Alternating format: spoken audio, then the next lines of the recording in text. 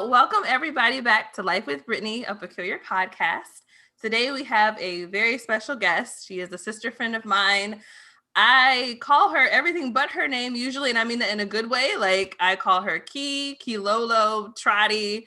She answers to all of them, so I appreciate that. She is a woman of many talents, and we're going to be discussing some of the things that she does. Please welcome Kelonda Trottie. Whoop whoop. Hey everyone. Hey Key. Hey, How you doing? I'm well. How are you? Doing good. Doing good. So I'll say they're not really 4 segments because the last one everybody has is the little things, but we have 3 segments to cover with you today. So we'll talk a little bit about technology, which is field you're in, and we'll talk about that first. Then we'll transition to photography and then talking about coaching. So that's kind of how we're going to flow today. And of course, anything in between. You know how we do. Okay, so my first question for you, well, let's just say this. What do you do as your profession? What do you do full time? Full time, I am a senior system support technician for a major health insurance company across the United States. Fancy. Look at that. Come on, titles. Yes. And you have certifications in? I just have the basic certifications, A plus, Network plus, and Security plus as of now. Things that are over my head. So yeah, hey, look, good things, good things. So what made you, and your major in college was computer science, is that correct? Or was there a more technical term? Well, I started as a biology major. Well, look at And that. in my school transitions, I also transitioned majors to computer science is what I actually ended with. So okay, let's go back. So what made you start with biology?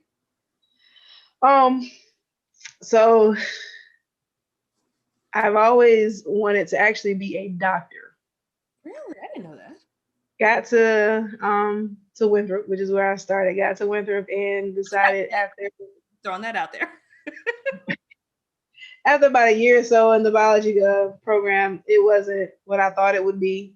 Um, and after that, I did some moving around and did some researching and kind of landed in a field that I thought was, as a child, it was kind of a form of punishment.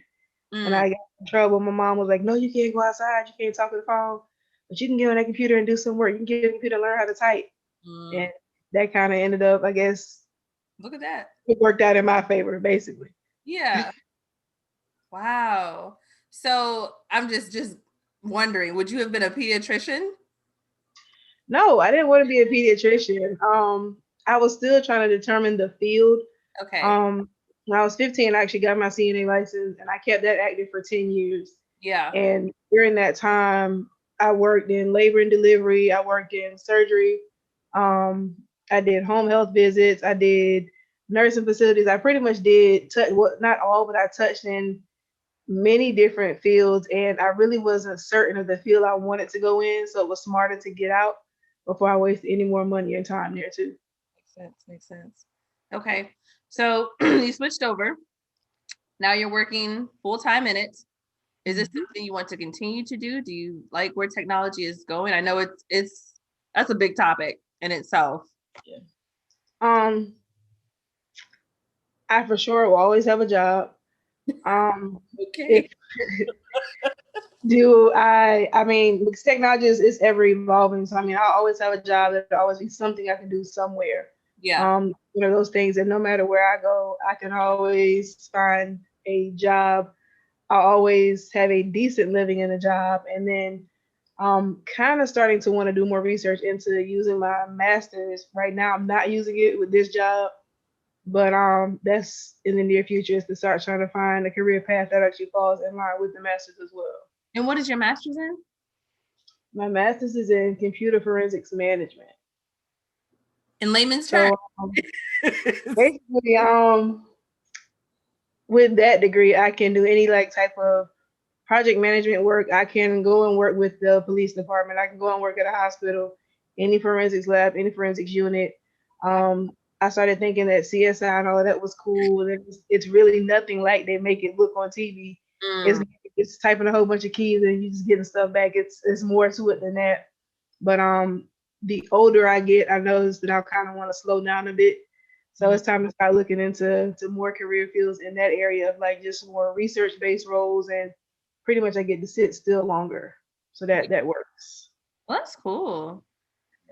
Wow. Yeah. Who knew? I did not know that. Yeah, I mean, like you said, you always have a job, especially now. Like I told you this before. Our college just had a cyber attack, and just our IT department, they had to be on it. So yeah, it's a job that will always be, I think, present for us, especially nowadays. Yeah. Yeah. So anything else you want to add in the world of technology, computer science, computer forensics, something I already forgot the title of it. No, I mean it's not really much to it. I mean, I've been in this job for 5 years. Mm-hmm. It's kind of something different every day. Mm-hmm. It's really hard to explain what we do, but I mean, anything health insurance related that you can think of, we kind of touch on it, we deal with it. But as far as anything more, I mean, it's like I said, it's always going to be something that you can learn to get further in the field. So the more certifications you get, the more valuable you make yourself, and that's kind of the more important thing is never stop learning in that field. Never stop learning. Yeah. There's going to be something out there, technology based wise, and you always want to be, if not a step ahead of the curve, right on the cusp of the curve, just so that you're not so far left behind. Yeah, yeah. Ooh, that's good. We're gonna leave it on that. Nice nuggets. Cool beans. So we're gonna transition to, I don't even want to call it one of your side hustles. It's a business. It's your business. We're gonna be talking about photography, and we just did our first shoot, because there will be many more because they looked amazing. We just did our first shoot together on Saturday, and y'all, it's always cool when you get to see your friend thriving in something that they enjoy doing, and you can be a part of that. So yeah, it was really dope. So had fun. But I want to dive into where this came from. So when I first met you, which we got too many, videos anyway, but I met you with a camera in your hands, and you were always recording, and hopefully those videos will always stay in the family. But yeah, so tell us a little about how you got started and what made you interested. Um, I'm sorry. Let's just first of all give us your business title, where we can find. I like to do that, where you can find you and all that good stuff. well, the name of the business is KT Photography. It's kind of appropriate. I had the shirt on today. Yep. Wasn't planned, but we can be found on Facebook under KT Photography. Instagram, it's KT Photography 30. Or you can give us a visit at www.ktphotographylllc.com. So yeah, just take a look around. Let us know what you like. Give us some feedback. We're always looking to improve and grow. Mm-hmm. But as far as the world of photography, I never looked at it as a job or as a business or a side hustle. It was just something to do. It was something that I enjoyed because I've always taken memories very, very personal. When you begin to lose a lot of things and people in life, and you always find yourself trying to reflect back on memories, a picture is good to have. Yeah. So sometimes I think I probably take too many pictures, but then I look at times when somebody said, well, do you have a picture of? And I'm like, yeah, I do actually. Yeah. And I was always, like you said, that one friend with a camera in the hand, like pretty much everything I can think of, from your first snow in college, your first man in college, Walgreens trips, McDonald's trips, I mean, anything you can think of, like I have. And I just think it's cool to sometimes sit back and look at, like, reflect on where you were and then where you are. And even then, I never really took that serious. It was just like, hey, let me do this. Mm-hmm. And then now I see like the transition and then the growth is kind of like, the passion was always there, but it was just never the time for me to take it serious then. Yeah. And now that I have the extra time, well, I've made the extra time to devote to it, I could have, I've made no better decision than to finally invest in myself. And I've spent time for years investing in everybody else's business and their crafts. Like I said, it's definitely been no better time and no better decision that I made. So what would you say you're self-taught? Did you take classes? Did you YouTube it, or what did you? Completely self-taught. My first camera was a small red Sanyo camera from my mom, and it was a basic camera.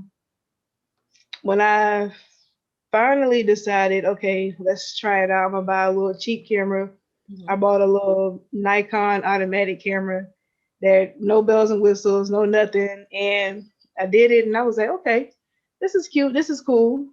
And finally, I said, okay, let's take it a step further. And I really didn't get into looking into YouTube until August 2 years ago. Wow. Before then, I didn't look at anything photography on YouTube. I was always too afraid to ask resources for help because I never wanted anybody to think I didn't know anything. And I Mm, really think that's just the Virgo in me. Like we are so self-sufficient that we don't want to ask for help. We'll spend all night trying to figure it out, but we are not going to ask for help. And if we do, we absolutely need it. So take it easy on us. yeah. And I finally made the big purchase and bought my first big dollar number camera. Drop them And, dollars. and when I got it, it was like, okay, now that you've invested this, you Yeah. have to force yourself to do something with it. And I made a post on Facebook and was like, hey, I want to do this. I need X amount of free people for the next 30 days. And that kind of let me get my feet wet. And it was like, what were you thinking? This is a lot. And Mm, then that's when I kind of cracked into YouTube University and I found a mentor. And I mean, she was amazing, taking me under her wing. I was always afraid. I said, I'll never do a wedding. And she said, I need you to go somewhere with me November 7th. I'll never forget. I want you to go somewhere with me. And that was my first wedding. She didn't tell me until we got to the venue. And I'm like, what? And she was like, yeah, you're going to do a wedding with me. I know you can do it. I've seen what you've been doing on your own. You've been self sufficient. You've done the research. You take it serious. You're going to be fine. Didn't teach me anything. And then not only was I there to take pictures, she also had me doing video, ooh. something I had never done. So Yeah. I'm like, you trust me that much. And after her trusting me that much with something so precious that you couldn't do over with a wedding, I knew then, okay, if a stranger that I just met a couple years ago can trust me with something this sentimental, I can do it. I have to trust myself that to know that I can do it. Hmm. So it kind of started to build and take off from there. Look at that. That's a good. That's my mom and dad's anniversary. So it's a good day. But no, that's. I mean, I don't know. I'm just, and I don't even know if it holds merit from what I'm about to say. But I'm just so proud of you. Like to see you from where you started. Like, look at you now. Like, look, you stay busy in books, honey. Okay, two books. Blessed, just blessed. That's it. Just blessed. So good. Okay, so what would you, and you don't have to give me because I know clients will be listening, so you don't want to say specifics, but what would you say as a photographer are some of your challenges? It doesn't necessarily be just clients, but just what do you feel like some of your challenges are? um,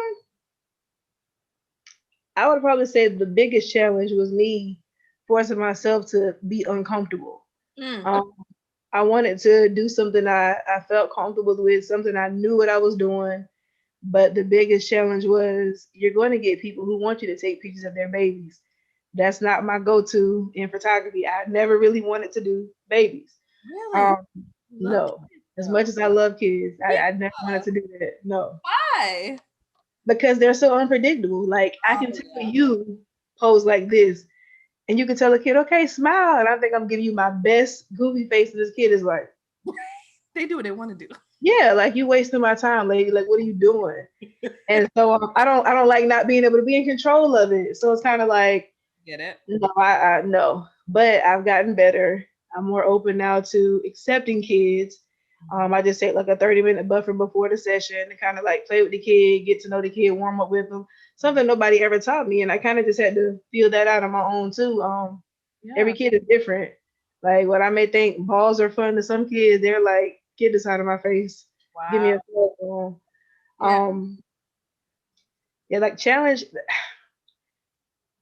I think that, like I said, the challenge is to be uncomfortable, and then the reward comes in when you get the text or the email back saying, "Oh my God, you captured exactly what it was that we were going for."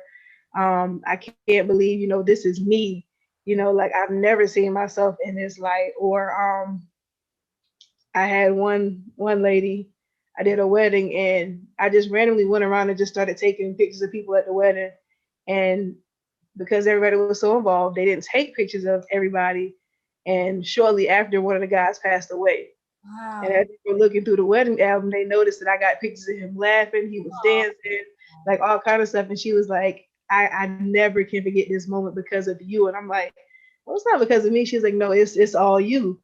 So it's kind of like you have to, when you, every time you pick up that camera, you kind of have to make yourself realize it's not just about you anymore. You have to think and pray in that person's shoes as well. So Yeah. this is my wedding. I know at my wedding that the bride and groom are so consumed with trying to greet all their guests. They're so consumed with trying to make sure that they taste the food, make sure they get pictures with everybody. So then it's my job to make sure what they can't do, I can cover. Hmm. So you kind of just got to have eyes and ears everywhere and just be able to be everywhere at once, so to speak, and make sure you capture everything because they won't get to take in the decorations. They won't really get to see the cake before it's cut. Um, they won't know what the wedding party looks at standing behind them at the altar, but it's like when they take that moment to go back and sit back, or for birthday pictures, I've never done this before. And then they look and it's like, oh, I'm calling you now for everything. We taking Easter pictures, we taking Mother's Day, Father's Day, and I'm not even a mother, none of that, but we taking all these pictures. So Right. yeah, it just turned into a whole fun experience. And at the end of the day, if I can get a smile and they just say, wow, that's me, like you really did it. My job, I did my job.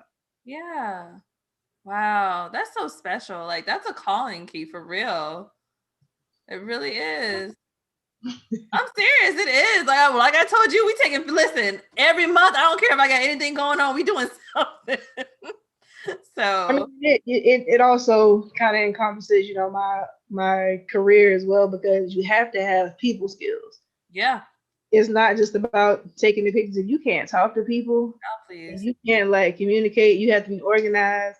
You can't handle people's money. They want to see itemized bills. They want to get invoices. Like people want all of that stuff. So to operate as a business, you have to give it 100% business. You can't just say, "Oh yeah, I'm a business.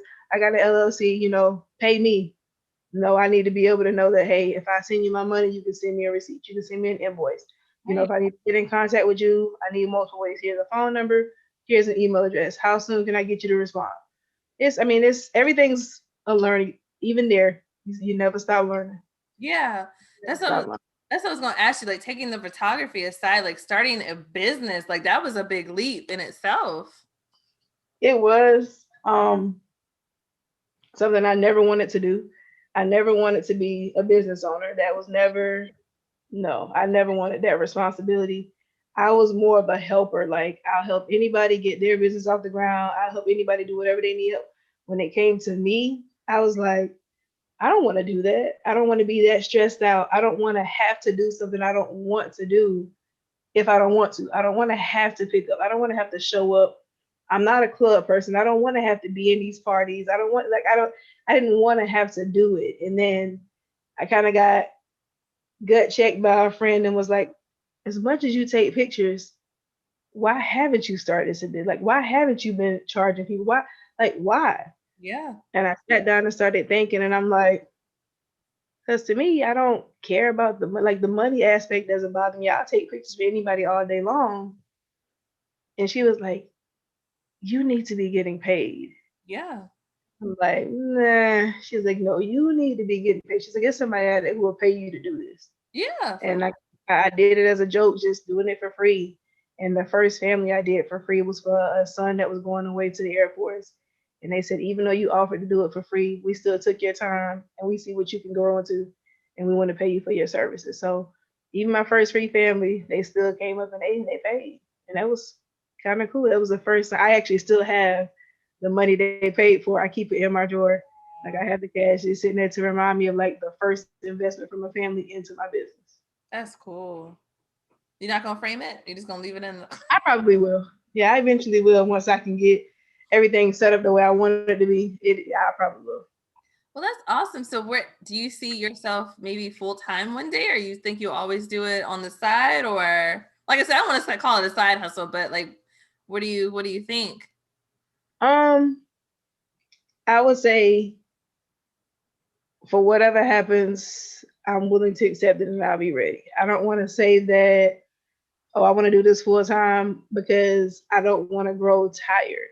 Yeah. And I made the promise that the minute I get tired and I can't give it my all, I have to put the camera down and step back. Because the moment I stop loving it, I can't continue to do it anymore. It won't be the same. Nah. But I also know that my love for technology, I can't shake either. So the two of them kind of go hand in hand because I still get to spend countless hours on the computer, even with editing and everything else. So I'm kind of still using one to balance out the other, and then one is kind of a break from the other. But I don't think I could ever walk away from either. But if the plan for my life and the calling for my life is to walk away from my career to walk into this full time at the appropriate time after assessing life, I could do that. I could do That was eloquently put. I don't have anything else. it. Listen, that's it. Okay. Good stuff. Good stuff. Good perspective though, for sure. Anything else for photography? No, nothing else. Nothing else. Well, that was good. Listen, that was good. So, now we're moving on to your coach life, which is another. I'm like, how many titles do you have? And when it comes to coaching, how many things do you coach? It's like one season to the next. Yeah, I'm heading to practice. Wait a minute, didn't you just finish the? Yeah. So you are also Coach Key. I don't know what they call you, Coach K. What do they usually call you, Coach Trottie? My little babies are Coach Key, and the olders are Coach Trottie. Okay, so let the folks know what you coach, and we'll just start. We'll go from there. Um, I started as a recreational basketball and soccer coach from ages 3 up to 12. And now I am a middle school volleyball, girls basketball, and track and field coach. Woo! Woo! Look at that schedule. Look at that. Okay, so what got you into coaching? I never lost the passion for the sports I played. Okay. Which were? Basketball, volleyball, and ran track. My body lost the ability, but I never lost the passion for the sports. I get that. And when I moved to Columbia, that was one of the first things I tried to track down how to volunteer. And I kept getting to run around. And finally, one of my friends said, I signed my daughter to play basketball, but she doesn't want to coach. She doesn't want to play if she doesn't know the coach. And I'm like, well, get to know the coach. She was like, well, the reason I'm calling is because I put you down on her paper volunteering that you would be the coach. And I'm like, a minute, man. And she was like, just go and just see if you'll like it. And I did it. And 6 teams later, I stayed. Yeah, definitely how it happened. And I was doing 2 seasons. I was doing summer season and winter season. The love for and the passion for the playing the sport, and then also my love and passion for kids. Yeah. If I had to go over high school age level, I probably wouldn't, because past that stage, to me, they're adults. They've gotten older. We can talk, but it's not the same. I don't, like at that age, you pretty much already know what you're doing. And to me, I get more out of being able to teach somebody something that they don't know, or if you're curious at this stage of, how can I get better? I can always teach somebody that's coachable.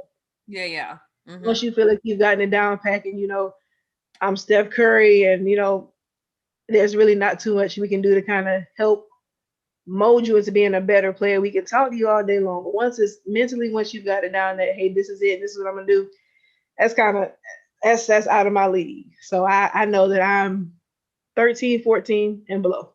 Yeah, yeah. That's it for me, 13, 14 and below. I think my favorite are the babies, just to watch. Those things are just so cute. They're cute, and they're so cute and innocent, and I hate that I haven't been able to really be present for them this year because of the middle school schedule. I'm trying to find a way to still squeeze them in, but I don't know how. Yeah. Most of the games are on Saturdays, and then I do most of my business things on Saturdays. So I'm gonna give it some time to figure it out, and I'll definitely find a way to squeeze my kids back in. I got you. Do you have a favorite sport, or is it kind of like whatever you're doing at the time, whatever you're coaching at the time? Because in school when I played, I spent more time with basketball. I started playing basketball when I was 4. And I played from 4 up until roughly about 21, 22. Um, Volleyball, I hate that I started so late because I only gave that 2 or 3 years. Mm-hmm. Running track, I only gave that 3 or 4 years. But with those sports that I spent the least amount of time with, I got the most awards. I got the most accolades. I was winning MVP, Player of the Year, Player of the Month.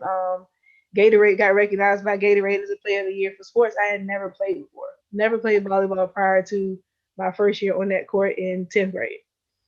Um, Basketball is just something that, like I said, since 4 years old, that was really the only, to me, sport I knew. Like, Mm-hmm. I understood it inside, outside, and I think I never really fully understood my understanding of the sport until I was able to successfully coach a team and win a game.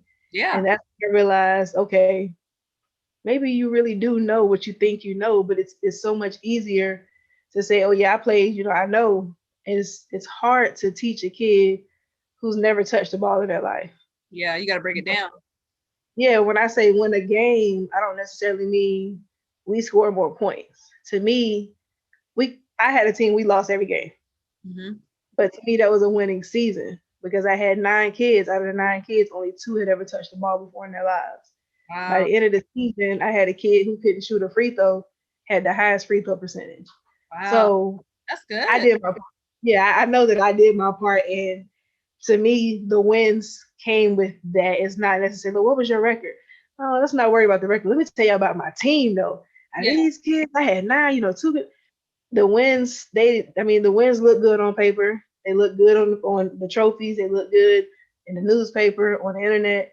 But the untold stories behind it are really what really counts for me. So Yeah. I get a point every year. I make sure I put all of them right now. All the teams are plastered on my wall in my house. As soon as I walk in and out the door, those are the first things I see. First things I see when I leave, because those kids made me as passionate about the sport as they were when they came on the court nervous for the first time. Yeah. That's good. I mean, I was going to ask you what the challenges and successes are, but you kind of covered them. You covered them. So what's now? Track is now? Yes, track is now. Okay. Yep, track is now. How many meets do y'all have? This is a shorter season due to COVID, so we only have 3 meets this year. Normally it's about a 6 to 8 meet season. Okay. It's a little different this year. Smaller school sizes, still with no spectators for sports, which kind of sucks. So parents can't even get to see some of their kids for the first time out. Can they be in the But even if they're in the car, they still won't be able to see the field. car? So Oh man. yes, and this is also where the whole technology thing comes back into play because Yeah. we're live streaming the games. Right. It still does allow parents a front row seat to see their kids perform. They can't be there, but they can still see them and hear them and still be able to celebrate them and all that good stuff. It just kind of sucks that they can't be in the place physically. Yeah, that's true. COVID, man, I'm telling you, it's taking a Oh, lot of stuff. I'm so over her. Like she need to come on. Like we're tired. We're done. We're done. right. It's enough. Right. So, wow.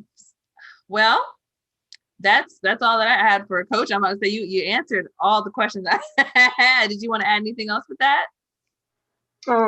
Just for anybody that's interested in coaching, Yeah. just make sure that you always be who you needed when you were younger. That was one of my biggest things. Is I had some good coaches, I had some horrible coaches. I had some coaches who overlooked me because I wasn't a favorite and didn't really have anything to say to them. Mm. Um, and I try to make sure that I give each one of my kids equal attention. I give them the attention that each individual one needs, not as a team collectively, but I assess their individual needs and try to meet them somewhere in the middle so that they do feel seen, they are heard, and they do feel like they're a part of the team. Everybody does their part for the team, and we don't just have somebody here just sitting on the bench. Oh yeah, I want the team. No, you're actually doing your part for the team, and without you, we couldn't be this team. Yeah. So yeah, definitely just be the person and you needed when you were younger for sure. Yeah, I think that's good. I mean, people don't understand like being a coach, being a teacher, you're also a mentor as well. Like they'll carry that. Like you said, you've had good coaches. I've had good coaches that I still kind of recall different things they've told me. And So yeah, that's good. That's good to keep in mind for sure. Okay. So we are moving right along, hun. We are on our last little segment. I'm going to take out my notes for these. Trying to remember what I was going to ask you. So we are at the little things, and I always say I like to learn little things about everybody because I think it makes us who we are. So my first little thing for you, I don't know if everybody knows this, but people who are close to you know that you like to cook. I don't know if you, I'm gonna say, I don't know if you like to cook. I know you can cook. So it's either on the grill, in the kitchen, whatever the case may be. I mean, you even put my veggie sausage on the grill, which I appreciate. You held me down. So what are some of the things that you enjoy cooking, whether in the kitchen or on the grill? I don't really have many favorites anymore. As far as like my go-to, I mean, a good wing always goes on the grill. That's always appropriate. Um, Inside or outside. I try to stray away from the fried foods, although I've been having a weakness there lately. I don't really have many go-to favorite meals. I don't really eat the typical soul food that everybody else eats. True. So like fried foods and macaroni and cheese is not really my thing. Yeah. But I'm that person that'll see something on Facebook on an ad and I'm like, oh, let me watch this video, go research it and be like, all right, I'm about to try this recipe. And that's kind of how I start making a lot of the stuff that I do make. It's like I see it, I try it, or I go to a restaurant and I taste it and I'm like, I gotta spend the time to research it and try to recreate it. Um, so I don't really have a favorite thing to make. I think that's more challenging to me than anything else. Is like me getting in the kitchen and just getting it right. Mm-hmm. Oh, your air fryer too. I forgot about that. Definitely my air fryer. Put that to good use. Yes. Definitely my air fryer. Yes. Okay. Well, no favorite, but that's okay. You still you throw down, so that's all that matters. So my next favorite thing, my next little thing for you is that I'm just checking my notes here. You graduated from HBCU, South Carolina State. And you also went to Winthrop before. So this is a really good question for you. So I'm not going to say do you prefer an HBCU over PWI, but what do you think was the big difference for you? Um,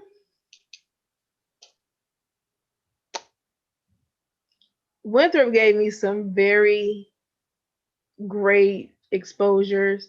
It was a very developmental school for me at a very delicate life.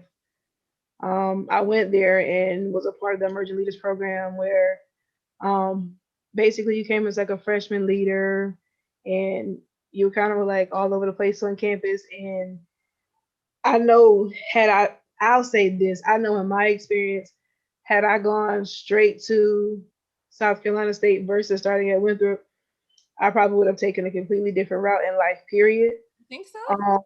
Oh yeah, for sure. Even though for other people it's kind of reversed, when I was at Winthrop, I legitimately lived my best life. Mm-hmm. I took my car, so I was always always in Charlotte. Um, Always something to do, always at a party. So I think that's kind of why now I'm kind of like, nah, y'all just go ahead. I'll see y'all later. Did it Let's all. just house. Like I mean, I did it. If it was there to do, I did it.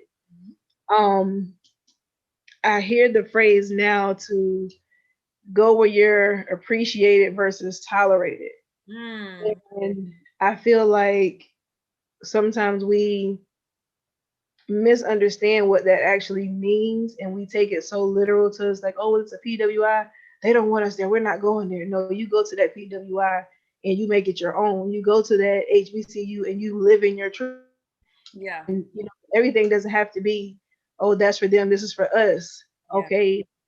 That's not just in college. That's going to be in the world. And a 4-year plan is not necessarily going to be for everybody.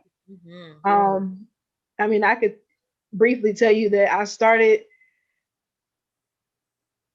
college in 2006. I left Winthrop in 2008. Between my transitions between Winthrop and South Carolina State, I actually went to a technical school for a year and a semester. And that's actually where I found my love and tapped into computer science because I had to find something to do in the meantime while I developed. Like, was I really going to go back to college? Was I done with college? Was I just going to work? What are you going to do? And the easiest thing for me to do was go to a tech school. I went for free. I took computer classes and got all A's. I'm like, well, this is second knowledge. Like, okay, this is easy enough. Yeah. Biology was good to me. I'm out. Computer science, I'm in. And literally, I mean, just A's back to back to back to back. And I think had I done it any other way, I probably would have never chosen computer science as a major straight into college because that was just nothing that I thought I would be interested in. Um, I would say that if you have a chance to experience both for sure. I wouldn't say choose one more so over the other because just because your family members did it doesn't mean that that's the right move for you.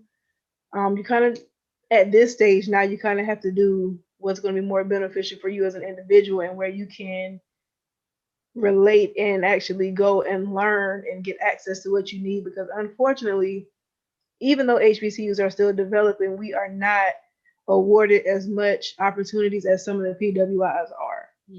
And sometimes you have to take one for the team and take advantage of, okay, if I can go over here to this PWI with a full ride and get all of this knowledge and take it from here, you take it from there. You take it back to your HBCU and you give it to those kids there or you give it to the people there, but don't just automatically rule it out because it's a PWI. I want to go to the HBCU.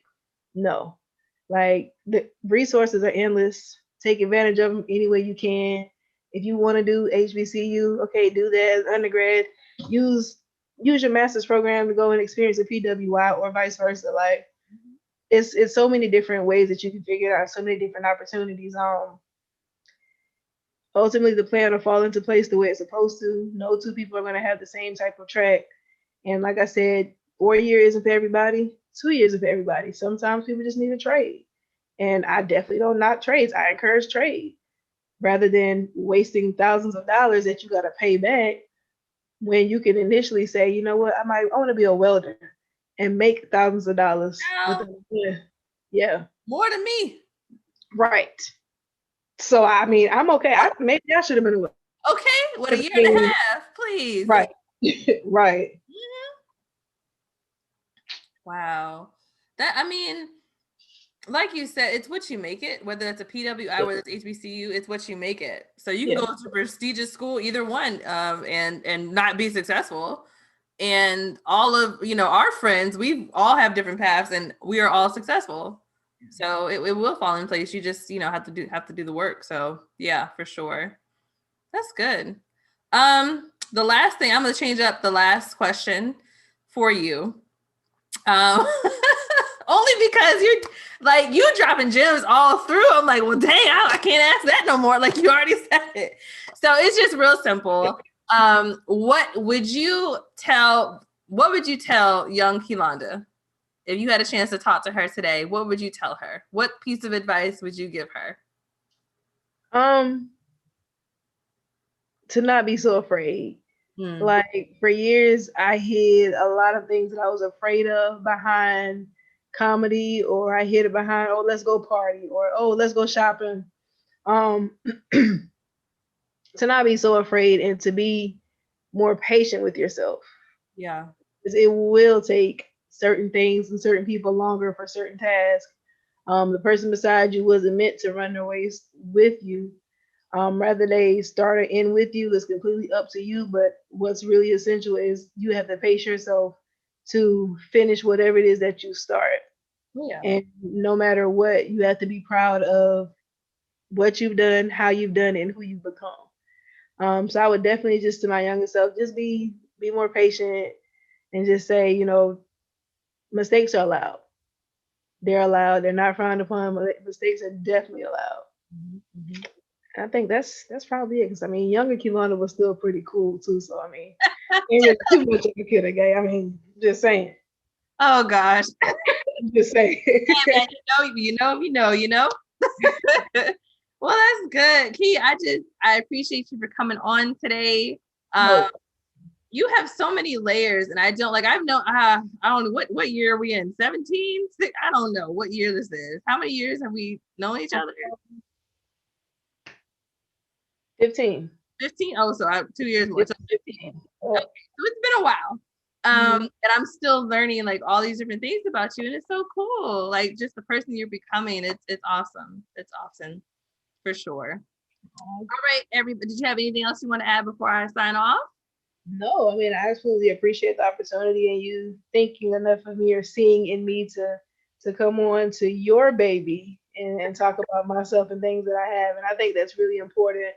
Um, when you have friends who are flourishing and they're doing things they want to do whatever you have to do or you can do as a friend to support that.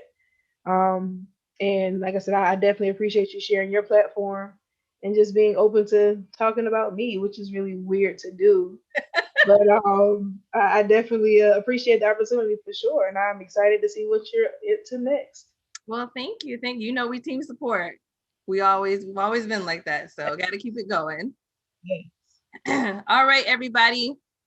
Thank you again for joining, and we'll see you next time. Later.